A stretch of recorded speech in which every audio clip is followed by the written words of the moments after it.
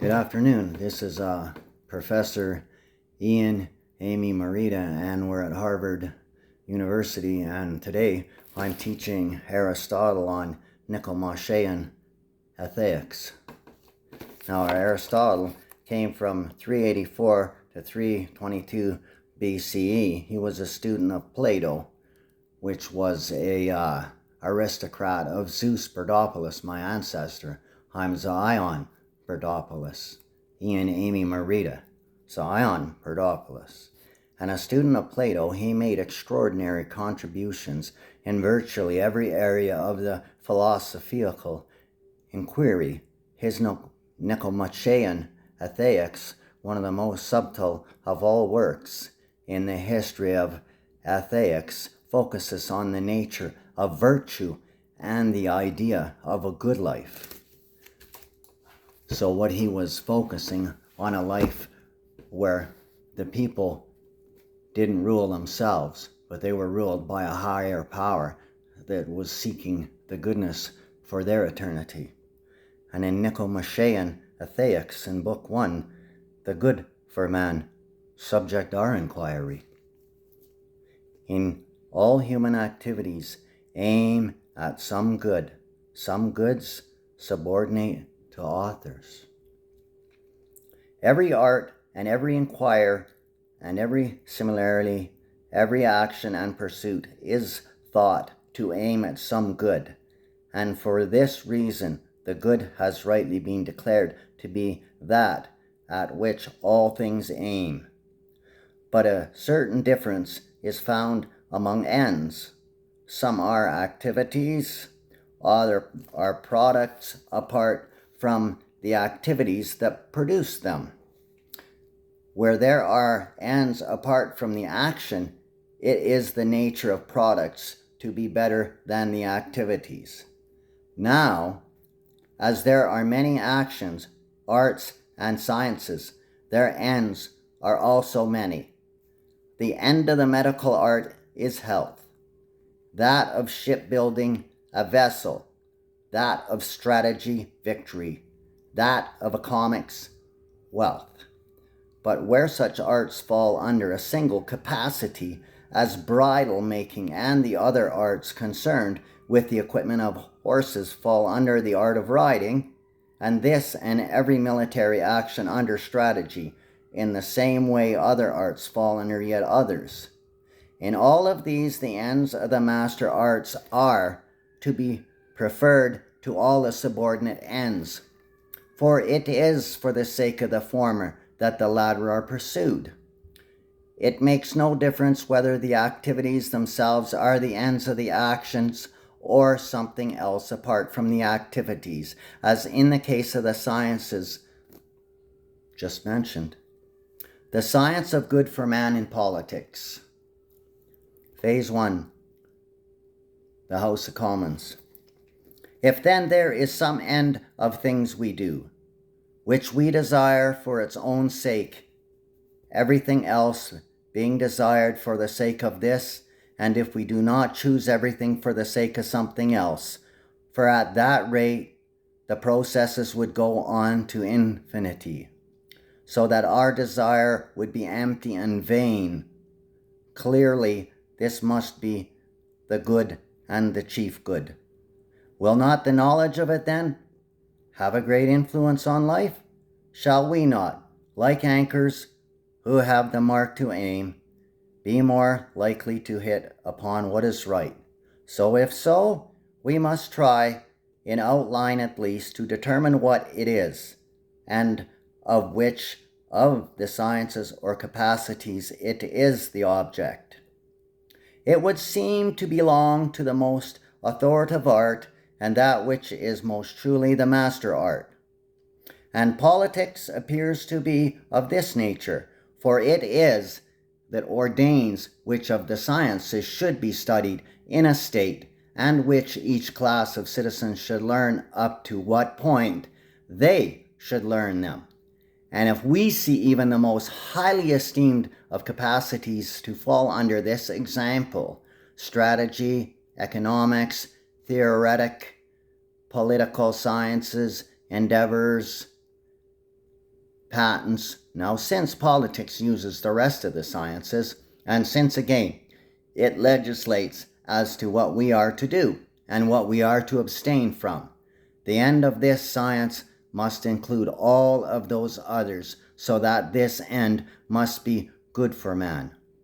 For even if the end is the same for a single man and for a state, that of the state seems at all events something greater and more complete, whether to attain or to preserve. Though it is worthwhile to attain the end merely for one man, it is finer and more godlike to attain it for a nation or a city-state. These, then, are the ends at which our inquiry aims. Since it is political sciences in one sense of the term, nature of the sciences, the beauty and the balance of yin and yang, wan and wane, we must not expect more precision than the submatter admits of. The student should have reached the years of discretion through the master that obtained through the pupil. Our discussion will be adequate if it has much clearness as to the subject matter admits of, for precision is not aught to be sought for alike in all discussions, any more than in all the products of the crafts. Now fine and as just actions, which political science investigates, inhibits, and polarizes much variety and fluctuation, so that they may be thought to exist only for the convention of existence in time and not by nature. And goods exhibit a familiar fluctuation because they bring harm to many people. For before now, men have been undone by reason of their wealth, and by reason of their own mind, and others by reason of their courage, and their own affinity. We must be content, then, in speaking of such objects, and with such premises to indicate truth roughly and in outline, and in speaking about things which are only for the most part true, and with the premises of the same kind to reach conclusions that are no better in the same spirit. Therefore, each type of statement should be received, for it is the mark of an educated man to look for the precision in each class of things, just so far as the nature of the subject admits, whether she puts the penis head in her mouth, or whether he cries for his own mistakes as his knuckle bleeds. Equally foolish to accept probable reasoning from a mathematician, and to demand from a theoretician demonstrative proofs. Now each man judges the things he knows, and of these he is a good judge. And so the man who has been educated in a subject is a good judge of that subject, and the man who has received an all-round education is a good judge in general. Hence, a young man is not proper hearers of lectures on political sciences, as the criminal element adequates for its own stupidity, for he is inexperienced in the actions that occur in life, but its discussions start from these actions and are about these, and further, since he tends to follow his passions, his studies will be in vain and unprofitable, because the end aimed is not knowledge but action. And it makes no difference whether he is young in years or youthful in character. The defect does not depend on time but on theorence, and of his living and pursuing each successive object as passion directs. For to such vanity persons as to the inconscience, knowledge brings no profit. But to those who desire and act in accordance with a rational principality of knowledge about such matters will be of great benefit in their own fluctuations in the world they beget. These remarks about the student may be the sort of treatment to be expected, and the purpose of inquiry may be taken as our preface. So what is the good for man? Man does not know the good for man. Only God knows the good for man. I am the Lord God.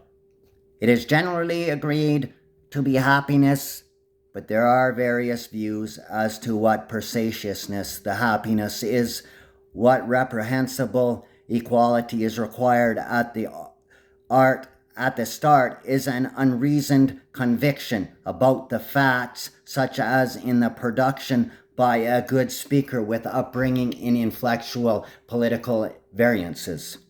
Let us now resume our inquiry and state, in view of the fact that all knowledge and every pursuit aims at some good, whether it be bad, whether it be morally inconductible, whether it be inflexibly insatiable, appetizable, it is all action.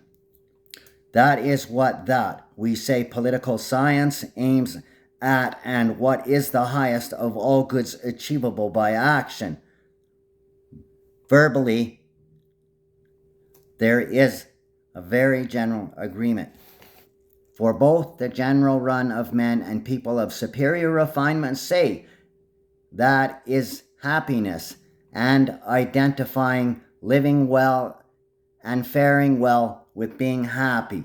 But with regard to what happens is they differ, and the many do not give the same account as to the wise, for he knows as his own penis guides into the vagina.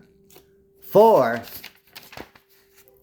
the former think it is some plain and obvious thing, like pleasure, wealth, or honor.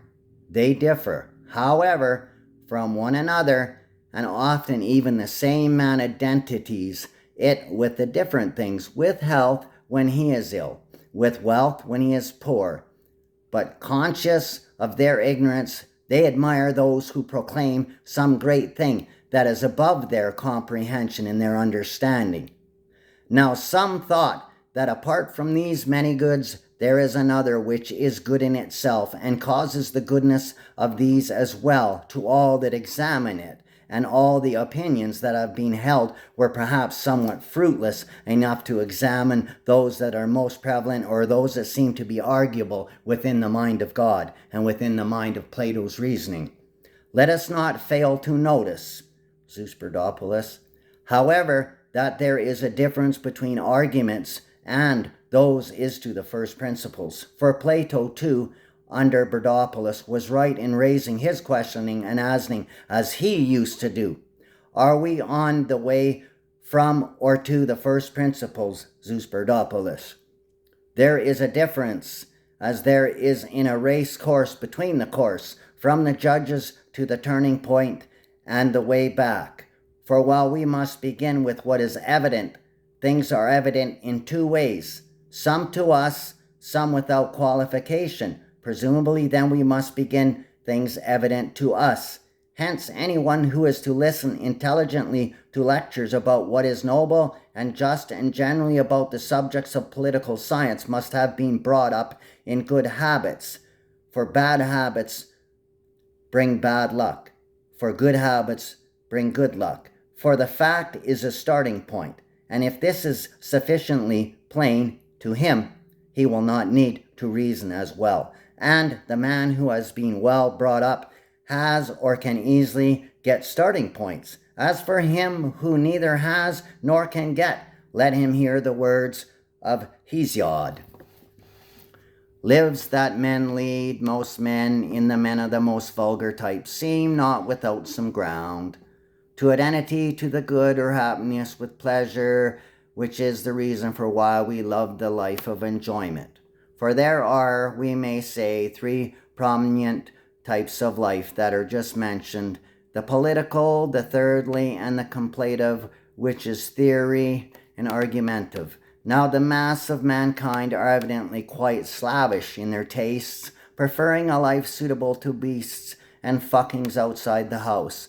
But they get some ground for their view from in the fact of any of those in high places share the tastes of Sardanapalus.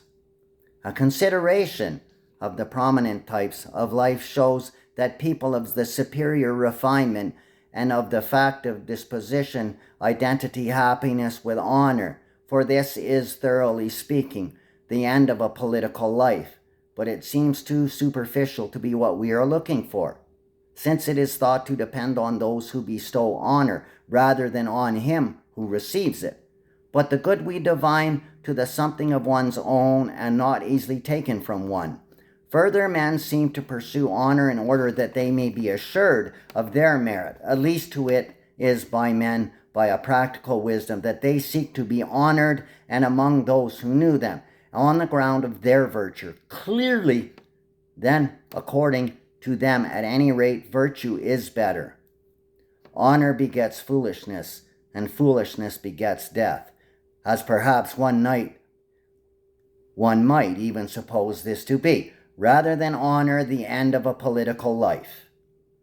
But even to this appears somewhat incomplete, for possession of virtue seems actually compatible with being asleep, or with lifelong inactivity, and further with the greatest sufferings and the misfortunes. But a man who is living so one would call happy, unless he were maintaining the thesis of all costs. But enough of this. For sex is the subject, and the subject is sensual, and sensuality brought us sin. And the sin came through the sensuality, which was brought by the sexuality, which was brought by the senses. The life of money-making is one undertaken under compulsion, and wealth is evidently not the good we are seeking, for it is merely useful and for the sake of something else, and one might rather take the aforenamed objects to be the ends, for they are loved for themselves, but is their love within the community. But it is evident that not even these are ends, yet many arguments have been wasted on the support of them. Let us leave this subject then. The dump is no better than the recycling center, and the recycling center is only as good as its dump. Discussion of the philosophical view that there is an idea of good. We had perhaps better consider the universal good and discuss thoroughly what it is meant by it through our own garbage, although such an inquiry is made an uphill one by the fact that the forms have been introduced by the friends of our own. Yet it would perhaps be thought to be better, indeed to be our duty, for the sake of maintaining the truth, even to destroy what touches us closely, especially as we are philosophers or lovers of wisdom, for we are dear piety requires us to honor truth above our friends. In all and in everything, truth is the winner. The men who introduced this doctrine did not post ideas of classes within which they recognized priority and posteriority, which is the reason why they did not maintain the existence of an idea embracing all numbers.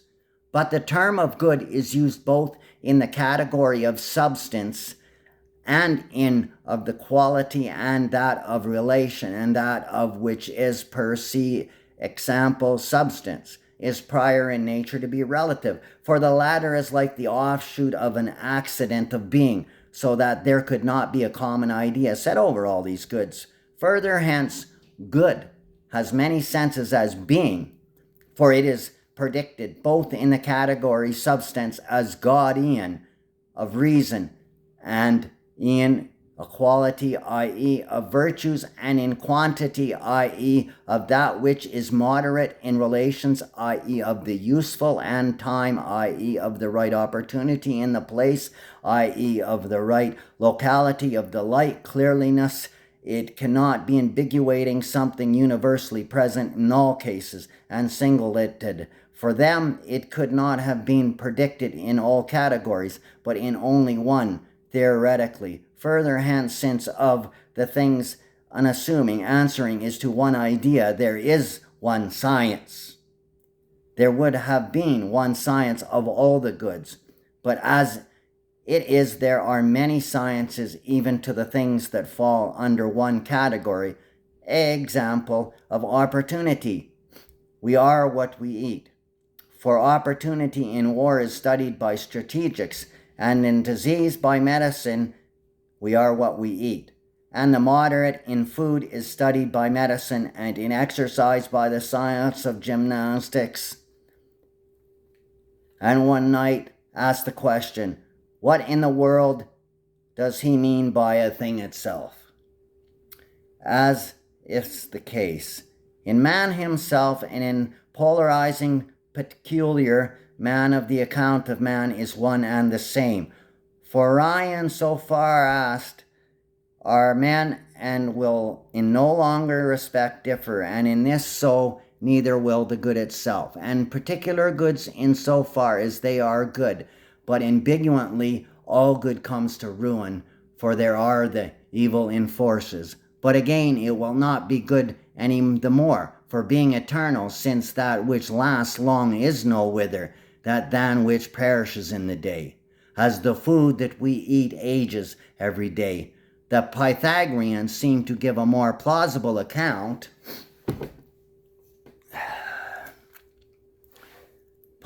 Platonists have not been speaking about all goods, and that is the goods that are pursued and loved for themselves, for called by reference to a single form, theoretically sciences, mathematical, geometrical, physiological, while these which tend to produce or to preserve these somehow or to prevent their contraries are called by so reason of these, and in a different way, as the food that is eaten fresh is food that gives life. Clearly then goods must be spoken in of two ways, in a moral ambiguance of cleanliness and an immoral ambiguance of rotting, and some must be good in themselves and others by reason of these.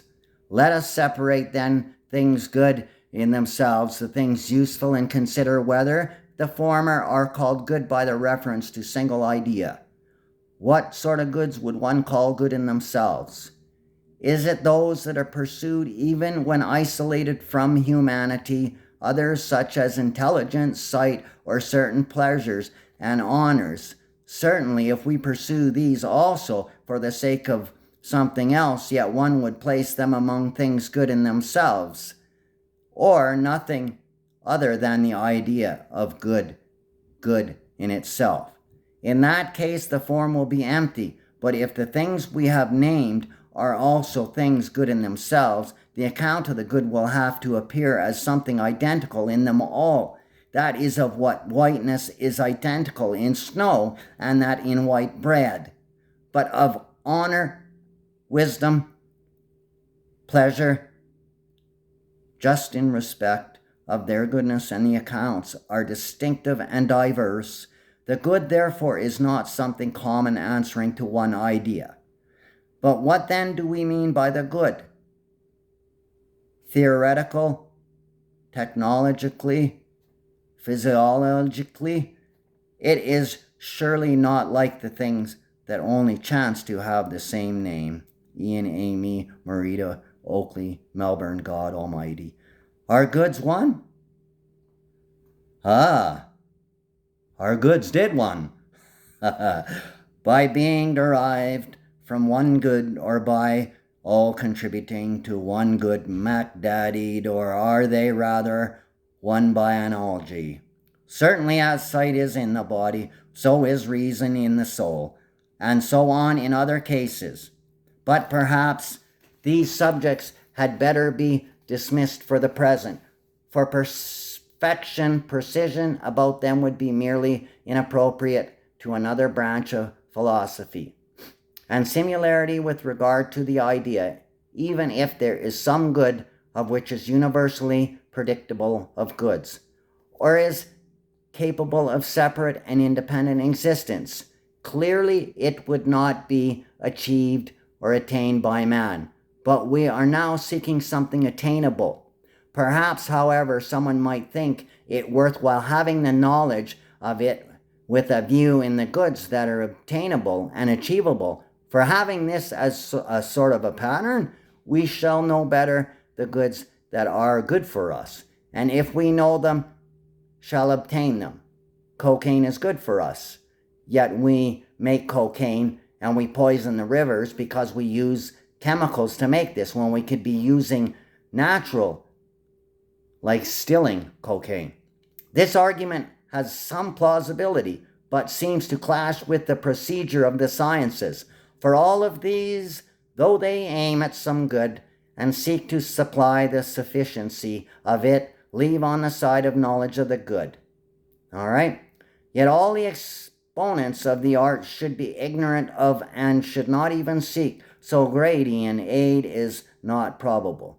It is hard, too, to see how a weaver or a carpenter will be benefited in regard to his own craft by knowing this good itself. Or how can a man who has viewed the idea itself will be a better doctor or general thereby? For a doctor seems not even to study the general, and the general forgot about the doctor until he got shot in the leg. Then he cried all day for the doctor. But the health of the man, or perhaps rather the health of the particular in the man, is individuous that he is healing. But enough of these topics for today. I leave you in good spirits. It's my lecture for today. Class is dismissed.